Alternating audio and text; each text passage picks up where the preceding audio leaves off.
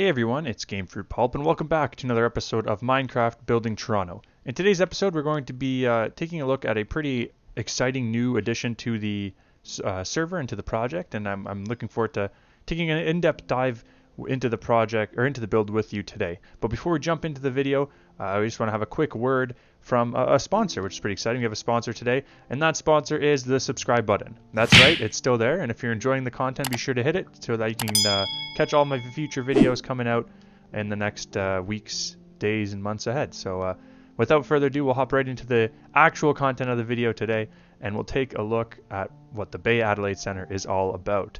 So, the Bay Adelaide Centre is an office complex in the financial district of Toronto, obviously, and the first phase of three phases is a 51-story skyscraper known as Bay Adelaide West, which was completed in July of 2009.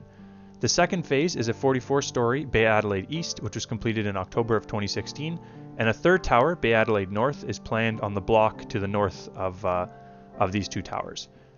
The first tower, Bay Adelaide West, was completed in 2009 with a floor area of 108,000 square meters and a height of 218 meters, or 51 stories. It is located on the northeast corner of Bay Street and Adelaide Street West. The second tower, Bay Adelaide East, has a floor area of 91,045 square meters and a height of 44 stories. Located at the mid-block between Adelaide Street West and Temperance Street, the tower has a 6-story podium extending to the northwest corner of Yonge Street and the Adelaide Street West, which is that sort of older style build you see when you're looking at the building. Or sorry, correction, that's not. That's the glass part just to the south of the two older style buildings on the east side of the block. The future Bay Adelaide North is anticipated to have a floor area of approximately 46,000 square meters and a height of 28 to 32 stories. Unlike the other two towers in the complex, the North Tower will be located on the north side of Temperance Street with a frontage along Richmond Street West. The Adelaide North site is currently occupied by a 1-story elevator lobby which provides access to the underground concourse and garage. The towers of the Bay Adelaide Centre are connected by an underground concourse which extends under Temperance Street and is connected to the path network.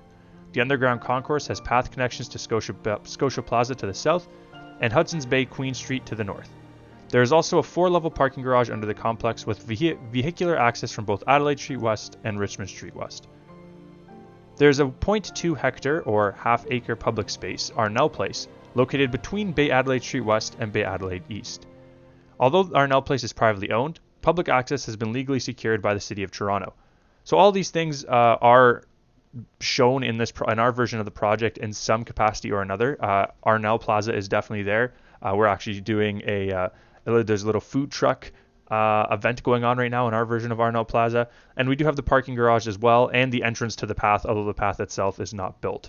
The West Tower was designed by WZMH Architects, and the East Tower was designed by KPMB Architects as well as Adamson Associates Architects. As was already mentioned, the height of Bay Adelaide West is 218 meters, and the height of Bay Adelaide East is 196 meters. So both of them fit within our Minecraft limiting build heights, but both definitely tall towers for sure. Some more interesting stuff just about the heights of the buildings.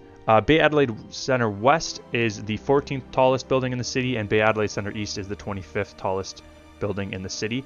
And the Bay Adelaide West Tower is the tallest building that was completed in Toronto in the 2000s. So that's another interesting fact about that as well. From an environmental side, the building achieved Leadership in Energy and Environmental Design Gold status for the project's environmental sustainability and will produce an estimated 40% energy savings relative to other buildings. The LEED rating system recognizes leading-edge building that incorporate design, construction, and operational practices that combine healthy, high-quality, and high-performance advantages with reduced environmental impacts. So that's something that most of these buildings have now, the newer constructed ones, but something I think it's cool to touch on as well. And another interesting thing about this complex, and this is something that I haven't actually seen with any of the other ones, that the Bay Adelaide Centre is the first mixed-use commercial real estate building in North America to launch a mobile app aimed to communicate directly with the tenants in the building. So there's a sort of, for lack of a better explanation, there's like a Bay Adelaide Centre app so that if there's any issues with the building or anything like that, you can sort of touch base with all the tenants all at once, which is pretty cool. So as you've seen, as we sort of take a fly around the building, we're going to be taking a look at the whole block in general today. So the Bay Adelaide Centre, East and West, and then the building that sued is in, and the building, I think it's, I don't know the name of the other building, but there's like the Hong Kong Trade Center in there. So we're going to be taking a closer look at Bay Adelaide Center. We're also going to have a quick look into the restaurant at the northeast corner of the block as well.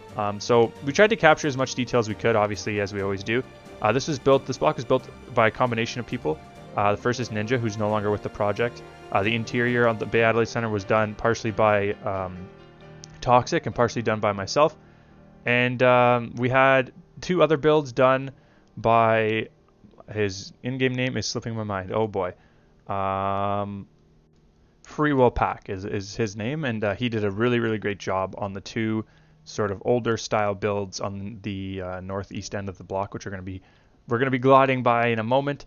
But the block really is a good sort of demonstration of what can happen when different types of architecture, different styles of architecture are built next to each other, and how they sort of still work, even though they're very different. You have the sort of modern style glass towers of the Bay Adelaide Center, then you have the older brick building of the Hong Kong Trade Center, and then the historic heritage building of Sud on the northeast corner, which is what we're going to go into talking about a bit now. And so Sud is home to 2 restaurants. I call it Sud, but it's really multiple built restaurants. Sud is the bottom floor, but this is basically right from the website for the restaurant, and it has some interesting information as well about what the 2 restaurants are all about. And like I started doing recently in my videos, if you want to check out either of the 2 restaurants on this block, check the description below for a link to their website. So housed in a heritage building in the heart of the financial district on the southwest corner of Yonge and Temperance Street, Sud offers 2 very unique dining experiences. The main floor, La Mensa, houses an Italian cafeteria-style approach with options to grab and go or to stay. Pick up a tray and select from an assortment of hot or cold items from glass displays featuring Italian pastries, fresh bread, breakfast, lunch and dinner items that are long-established favorites, and some new limited items found exclusively at the specific location. On the second floor of Sud Forno, you'll also find, I'll try my best here, Osteria da Geppetto, I guess, which is an intimate and elegant dining space dedicated to Cosimo's father, Vince. In creating its menu, executive chef Giovanni Alonzi wanted the presence of bread and mother yeast to be felt as a reminder that Geppetto is Sud Forno's restaurant. You'll find some of our favorite classic Italian dishes and traditional ingredients reinterpreted in creative offerings that you will not be able to find on any Toroni menu. So for those of you who don't know, Toroni is a pretty popular Italian restaurant in downtown Toronto, and this is a spin-off of their restaurants as well. So it's a Toroni family restaurant, but it's interesting. It's attached, like I said, to Bay Adelaide Center.